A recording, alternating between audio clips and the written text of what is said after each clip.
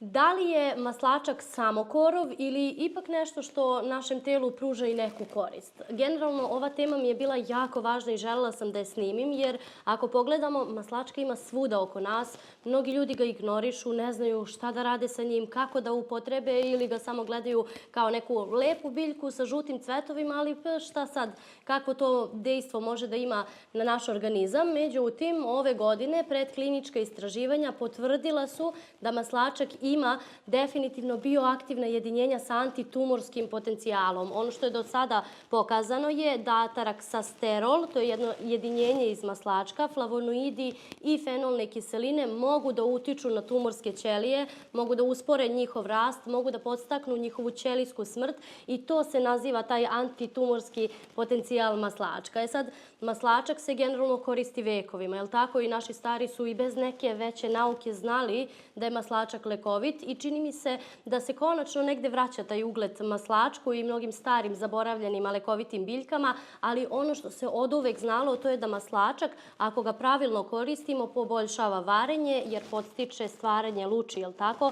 Podstiče čišćenje jetre i bubrega jer deluje kao prirodni diuretik i reguliše nivo šećera u krvi. Pazite, mi imamo nešto što raste pored nas, a može sjajno da reguliše skokove onog šećera u krvi. Zašto se maslačak generalno povezuje sa jetrom i sa boljim varenjem? On sadrži gorke supstance i to je ključ. Gorčina u biljkama ima funkciju u našem organizmu. To je bukvalno kao jedan krug filtrirajući da se napravi u našem organizmu gde mi kada unesemo gorke supstance, organizam to primeti, počne da luči žuč, samim tim se stimuliše varenje i aktivira se negde rad jetre. Te gorke materije zapravo su signal našem organizmu da on pokrene sistem i zato maslačak ima smisla.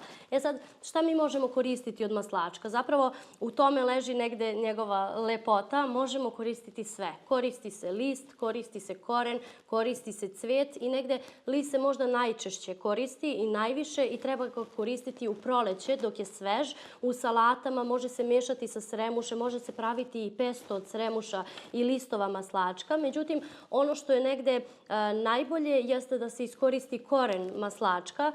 Cvetovi se koriste negde za sirupe, za različit med od maslačka, mada iskreno ja to nisam nikada pravila, nekako se uzdam u pravi domaći, onaj pravi med od pčela, ne od meda koji se napravi samo od cvetova maslačka, pomešan sa rafinisanim šećerom i sličnom, ali da se vratim, onaj koren od maslačka je idealan za čajeve, upravo zato što u njemu se nalazi najveća količina tih gorkih materija. Još nešto da kažem, kada vidite u prodavnicama one detoks čajeve, jel tako, pogotovo u kesicama, znajte da, na primjer, one sadrže samo 1% aktivnih biljaka, a ostatak unutar kesice su veoma često korovske biljke ili neke druge biljke koje nisu tako efikasne kao maslačak. I zato je idealno sada dok je proleće, dok imate vremena, izađite u prirodu, nađite neko mesto koje nije zagađeno i počnite slobodno sa malim količinama listova. U prošlom videu ili pretprošlom možda pričali smo o tome kako se suše listovi maslačka, možete ga osušiti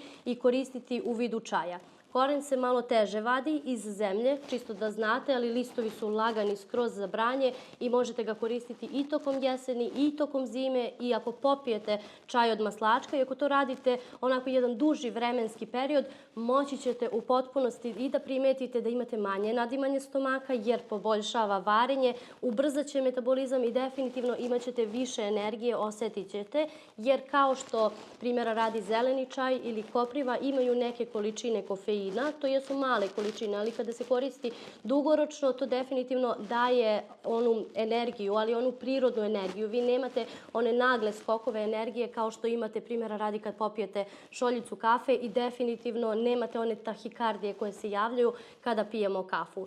Zato, dok je ovo lepo vreme, dok je april, dok se dešava čitav spektakl napolju po pitanju lekovitih biljaka, izađite, prikupite maslačak, koren ne morate prikupljati, malo je teži i za sušenje i za generalno berbu, ali možete kupiti od nekog lokalnog travara i bukvalno obezbedite sebi količine za čitavu ovu godinu, slobodno mogu tako reći.